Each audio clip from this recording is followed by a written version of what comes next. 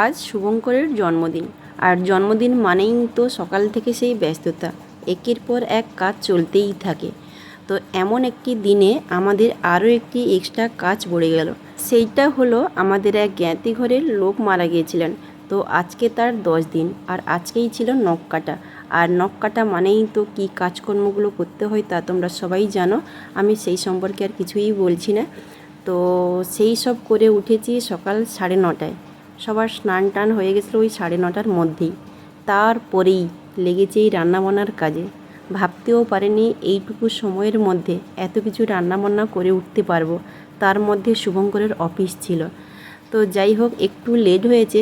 ওই 9:30টার সময় রান্না করতে ঢুকেছিলাম, আর রান্না করে উঠেছি ওই 12টায়। 12টায় নয়, 12টায় খেতে দিয়েছি। শুভঙ্কর অন্যান্য দিন দেরি করে খায়, আজকে 11টা না বাজতে বাজতে বলছে তাড়াতাড়ি খেতে দাও, অফিস যেতে হবে, লেট হয়ে যাচ্ছে। আমি কোন দিকে যাই বলো তো? এমনিতে ও বাজারে গেছে 9:30টার পর, বাজার করে আনবে, তারপরে তো আমি রান্না বসাবো। অবশ্য বাড়িতে কিছু ছিল, সেই সব আমি আগে বসিয়ে দিয়েছি, হলে তবুও তো আমাকে টাইম দিতে হবে না। কিন্তু কে শোনে কার কথা? টাইমের ব্যাপার, টাইমের মধ্যে দেবে তো দাও, না হলে করতে হবে না কিছু, এই ব্যাপার। আমার তো আরও কিছু করার ইচ্ছে ছিল, কিন্তু সময় আর নেই। যাই হোক, ওদের সবাইকে খেতে দিয়েছি, ওরা সবাই খাক, তারপরে আমি খাবো। আমার কিন্তু সকাল থেকে কিছুই খাওয়া হয়নি, বুঝলে?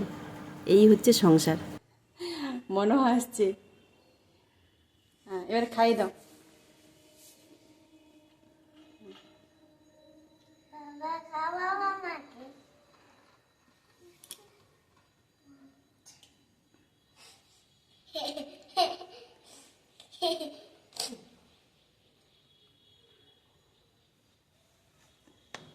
আর তোমাকে একটা খাইয়ে দিই।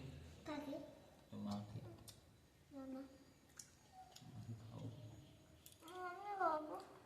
আমাকে দেবে?